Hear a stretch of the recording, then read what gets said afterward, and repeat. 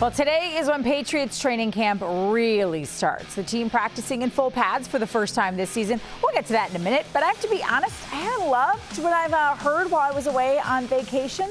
Nothing like returning from said vacation, opening the Boston Globe and reading the headline, rookie wideout Demario Douglas continues to catch the eye, and other takeaways from day 4 of training camp. A 5'8" receiver making headlines. Swell. Hello and welcome to Arbella Early Edition. I am Trenni Casey. I may have been on vacation, but I wasn't living under a rock. I kept an eye on the storylines from Patriots training camp, and what I saw was exactly what everyone has been talking about for months. The offense certainly seemed more organized under the watchful eye of Bill O'Brien, but the talent wasn't jumping off the page, which is why a headline about a smaller than average wideout from the football not powerhouse of Liberty College left me shaking my head. The Patriots could have addressed this, but they didn't. Now, I haven't watched the practice yet. Don't worry, Curran. I'm going to be there. I'm going to ask you about it in a few minutes. So all I can assume is that things don't look terrible. They're simply progressing slowly. A new offensive coordinator, new pieces, a quarterback trying to rediscover his upward trajectory will understandably take time to gel. But the Patriots don't have the same luxury of time they used to possess. This isn't a team that can easily win streak away a rough patch in December after treating the start of the season like an extended training camp. Doesn't exist anymore. All right, another thing that will not help the Patriots going forward is injuries. The Patriots losing Cole Strange with an apparent leg injury. Strange spent a good amount of time in the trainer's room today. He eventually did return to the field with his helmet on, but he watched the rest of practice. Good news, though, injury is reportedly not serious. Well, the Strange injury highlights how thin the Patriots' O-line is. On the left is what their starting O-line is projected to be. On the right is what we actually saw today. Only David Andrews is where he is supposed to be playing. For more, let's bring in Amina Smith along with Tommy Curran, Phil Perry. They both spent the day at Gillette. How alarming, Curran, right now is the state of the offensive line? It's very bothersome. And it's the kind of thing that you can't just shelve and say, well, they'll be okay when these guys get back, because question marks dot all of the players who are kind of in disrepair. So it's not alarming, because I think that I, like probably a lot of fans, kind of have hope springs eternal at this time of year. But I do have a feeling that the things that you're talking about will be unveiled, and you'll say, well, kind of figured this might happen. And I hesitate to go too far with this as well, because you are down. You are without 3 guys that you think are going to be starters on your offensive line this year. I leave right tackle alone because we're not sure who's going to be the starter there. But between Strange, who was hurt today, Owenu, who's been hurt all training camp, and Trent Brown, who it looked like got a day off today, you've got 3 backups in there. So there's not an offensive line in football that's going to look good or look sound with 3 backups in, but it does just shed a light on, Trenni, the fact that, okay, this is a team that has multiple pieces, Brown included, who have missed time before. It wouldn't stun anybody if he's out again, and an injury or 2 to that group could make things look really dicey really quickly. And I mean, I think that's what's concerning today, right? It's not that the offensive line didn't look great, because as Phil pointed out, it's not going to look great if the guys that you have out there aren't in position and they're your backups.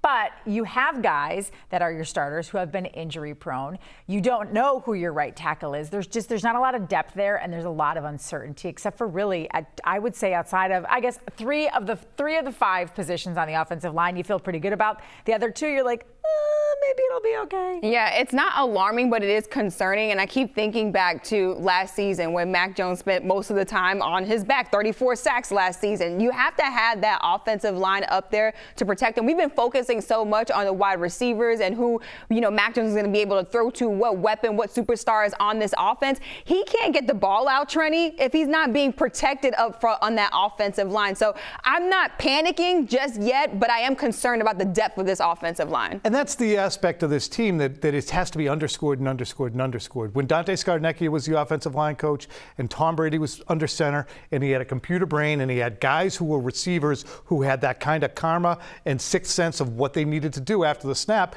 you could get away with guys who might not hold up that well. But right now, it's a fleet of questions along that offensive line, and a quarterback who probably needs not more hand-holding, but he's not going to make off-platform throws. He doesn't have enough strong enough arm for that, and he's not going to be nimble enough to scurry around if there's free rushers. What made it look even worse, in my opinion, today was that even some of your depth guys were out. So Jake Andrews is their 4th round pick from this year out of Troy. He missed yesterday's practice and he missed today.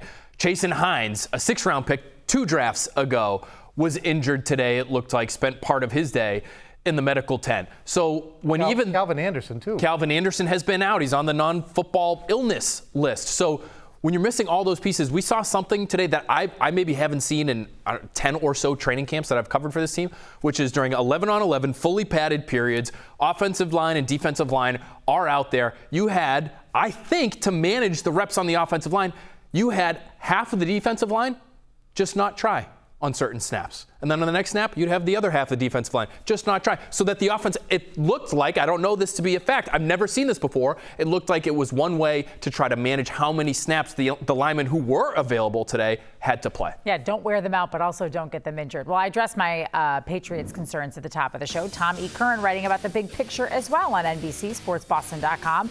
The departure of McDaniels and last summer's ill-fated decision to elevate Matt Patricia to OC and Joe Judge to quarterbacks coach mortgaged the buy-in that's been automatic since Belichick's been here. Blame, lying, finger pointing, and mistrust followed. This team needed an enema and a palate cleanser. Both ends. Great.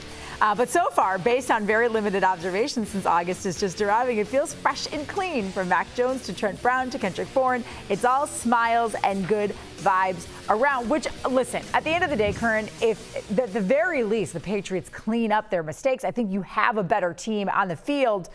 But is palate cleansing and fewer mistakes enough to be a really good football team, or is it enough to give you marginal bump? No, it's absolutely not enough to be a really good football team. What you need in that case is really good players.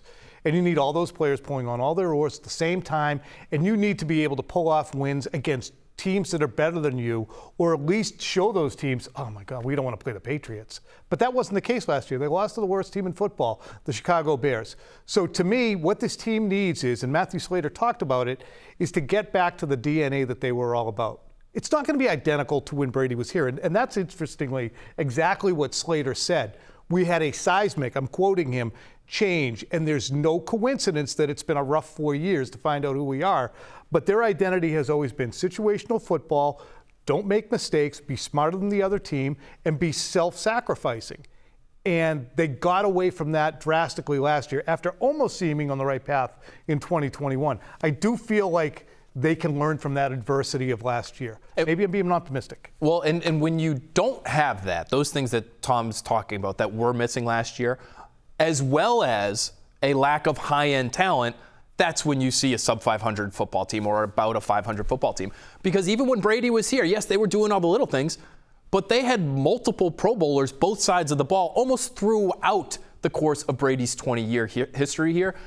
They're lacking that kind of talent right now, in my opinion. Do you feel as optimistic as these two? I think that it helps with the buy-in when you talk about, the players having that palate cleansing mentality coming in. I think that for these guys, obviously, they've been playing their entire lives, and they can tell when you know what you're doing and when you don't know what you're doing. And they're really trusting you with their careers. So I think that coming into this season, they're like, okay, we can smile a little bit. That's why you see Kendrick Bourne smiling at the podium, Trent Brown smiling and showing up and actually doing some work out there on the field, because they feel like everyone is in their rightful place, especially Mac Jones smiling at the podium because he knows he has an offensive coordinator in Bill O'Brien as well. There's people coaching him who know what they're doing. Yeah, exactly. That's all they want.